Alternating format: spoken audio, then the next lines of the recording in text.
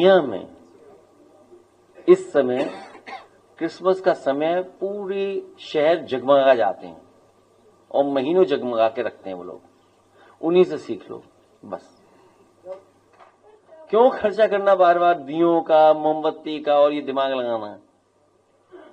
तो फिर क्या उम्मीद करोगे? ऐसे सगा हटाइए इसको, बहुत सुंदर रोशनी कराएंगे हम लोग।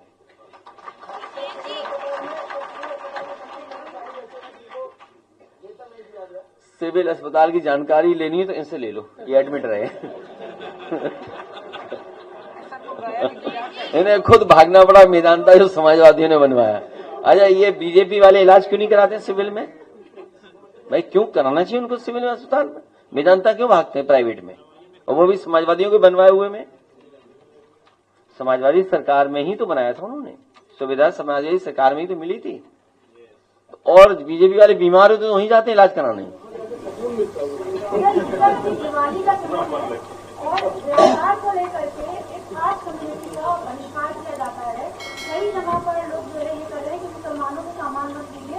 इससे पहले रक्षाबंधन में भी यही हुआ था कि मेहंदी जो लड़कियां लगा रही थी, अगर उन्होंने बुर्का ओढ़ा हुआ है तो उनसे मेहंदी मत लगवाइए। ये एक नई रवायत चल रही है। ये संप्रदाय के लोग हैं, नेगेटिव नकारात्मक लोग हैं, इसीलिए वो एनडीए है। नेगेटिव लोग हैं, नेगेटिव लोग हैं। और नेगेटिव लोगों के अगर असली डायलॉग फिल्म में होते तो फिल्म चलती। जो सोचिए अपनी फिल्म में अपने असली डायलॉग नहीं डाल सकते हैं, उनसे क्या उम्मीद करोगे आप? वो राजनीति नफरत पे कर रहे हैं, बांट करके राजनीति कर रहे हैं। मैंने आज अखबारों में पढ़ा कि वो कह रहे हैं divide and rule Samajwadi party और कांग्रेस कर रही है।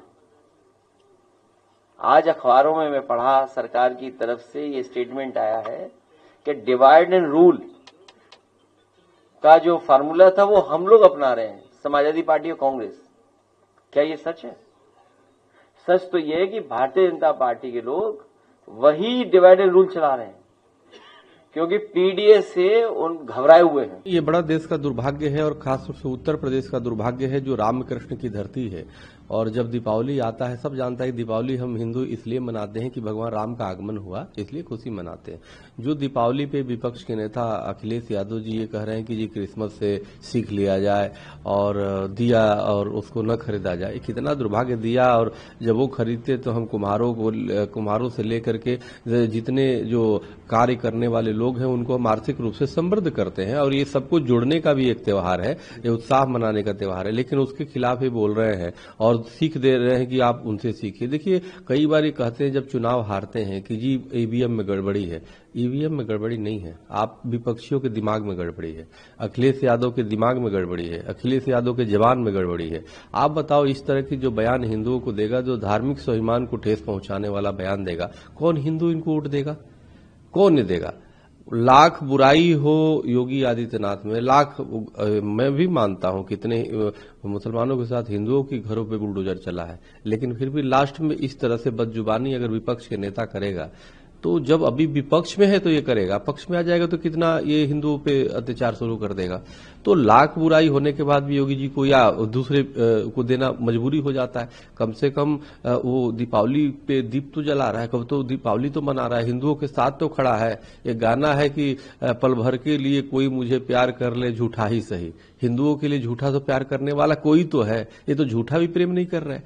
तो मेरा कहने का मतलब ऐसे विपक्ष जो है अभी जो चल रहा है, जो सनातन के विरोध में है, जो हिंदुओं के विरोध में है, जो ये दीपावली पे इस तरह से ज्ञान दे रहा है, इससे बड़ा दुर्भाग्यपूर्ण कुछ नहीं हो सकता।